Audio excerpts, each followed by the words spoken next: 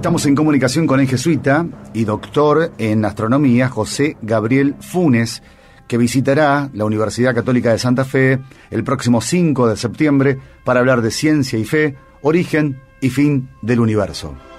Doctor, la primera pregunta que le quiero hacer es, básicamente, ¿cómo nace su vocación como astrónomo y cómo se relaciona esa vocación con la otra, que es la vocación religiosa? Sí, me he interesado por la astronomía desde chico, verdaderamente. Yo creo que el primer interés fue así cuando yo tenía 6 años y los astronautas llegaron sobre la Luna, el Apolo 11, ¿no? Después, ya como adolescente, quise estudiar astronomía y ya a los 13, 14 años me había decidido ser astrónomo, y en esto mis padres me ayudaron mucho, ¿no? Y me animaron a seguir esta carrera. Después, bueno, comencé la universidad y mientras estaba en la carrera de astronomía, experimenté el llamado de Dios para ser jesuita, ¿no? Entonces, yo diría que mi vocación es la de ser jesuita, y dentro de esa vocación tengo esta vocación de ser astrónomo. Usted va a estar aquí en Santa Fe para hablar de ciencia y fe, origen y fin del universo. Y para mucha gente es incompatible a primera vista la relación entre ciencia y fe. ¿Dónde está ese puente, ese nexo entre la ciencia y la fe?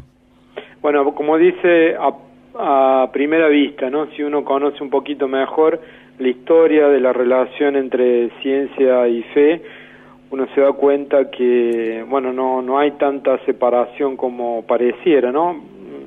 Si uno ve los orígenes de la ciencia, están muy relacionados a la Iglesia Católica, ¿no?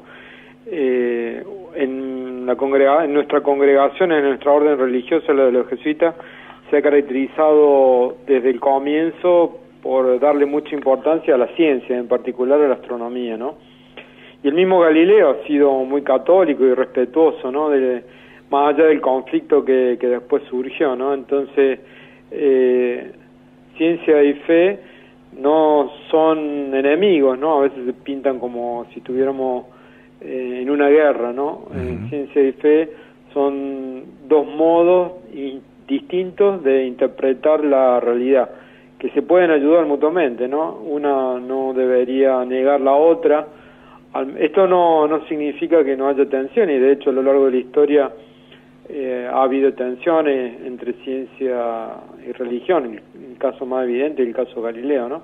Y posiblemente haya en el futuro, pero bueno, todas estas tensiones, conflictos se pueden superar, digamos, mediante el diálogo. Usted ha trabajado muchísimo tiempo en el Observatorio del Vaticano, el Observatorio del Espacio del Vaticano. En ese tiempo de trabajo, ¿qué cosas interesantes aprendió? ¿Qué es lo más importante que ha experimentado en esa tarea? Bueno, ha sido la verdad una experiencia muy enriquecedora. Me ha abierto, digamos, una perspectiva muy grande, porque no solamente desde el punto de vista astronómico de la ciencia, sino el poder trabajar en el Vaticano da una perspectiva que, bueno, es muy grande, muy general de la actividad de la Iglesia, y también esta tarea que he tenido como director me ha puesto en contacto con científicos, con personas de distintos países, de distintas culturas, ¿no? Un ejemplo ha sido la Escuela de Astronomía para estudiantes de posgrado, estudiantes de doctorado, una escuela internacional que, bueno, reunía profesores que son muy reconocidos a nivel mundial y al mismo tiempo estudiantes de muchas partes del mundo. En la última escuela tuvimos, por ejemplo, 25 estudiantes de 23 países, ¿no? Entonces esto da una perspectiva muy universal y muy enriquecedora. Claro, porque de esto se desprende otra consulta que le hago. ¿Qué interés tiene en particular el Vaticano por observar el espacio, por observar las estrellas? Bueno, los papas, porque el observatorio es el observatorio del Papa, ¿no? Los astrónomos vaticanos fundamentalmente desarrollan una misión que es confiada por los papas, ha sido confiada por los papas a los jesuitas, ¿no? Entonces, simplemente corresponde al interés que tiene la Iglesia por toda la cultura y por toda la ciencia, ¿no? Muestra concretamente que la Iglesia, como lo decía León XIII, no se opone al desarrollo científico, sino que promueve la ciencia de calidad, la ciencia de excelencia, ¿no? Y esto se hace mediante los estudios, mediante el uso de los telescopios que tenemos, por ejemplo, en Arizona, y también promoviendo congresos y escuelas para justamente fomentar el conocimiento científico. Cuando venga a Santa Fe, el próximo 5 de septiembre, usted va a hablar, insisto, de ciencia y fe, origen y fin del universo. Así es. El origen, todavía estamos hipotetizando sobre cuál es, se habla mucho del Big Bang, y usted va a hablar incluso del fin del universo.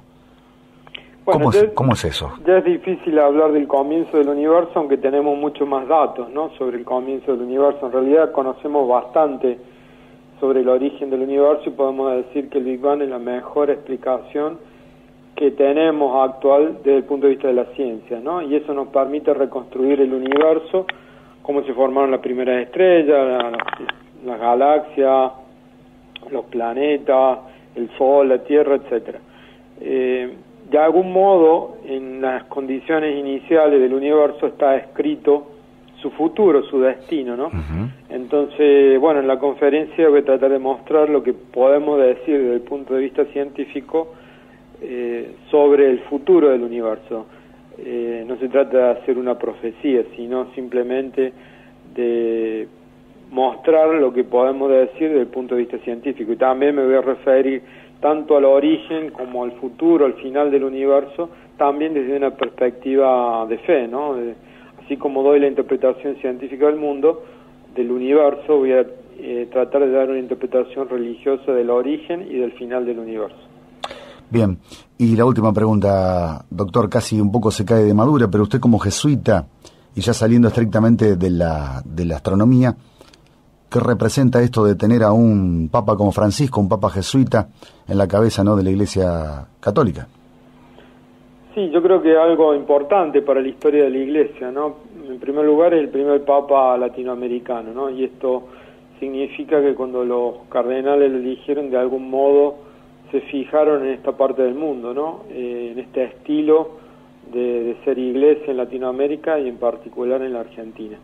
Y por el hecho de ser jesuita, bueno, ciertamente el Papa tiene la espiritualidad ignaciana, que es la espiritualidad de los jesuitas, y que no es solo de los jesuitas, sino que es el don, digamos, que Dios ha hecho a su iglesia a través de San Ignacio. Y esta espiritualidad expresa de algún modo esa gran familia ignaciana, ¿no? Un modo de ver la realidad, de ver la iglesia. Y nosotros como jesuitas, bueno, como que nos sentimos más cercanos a esa cosmovisión, a ese lenguaje. Entonces, ciertamente que nos da alegría, bueno, de poder tener un papa que comparte nuestra espiritualidad, que la espiritualidad ignaciana es la espiritualidad fundamentalmente cristiana, ¿no?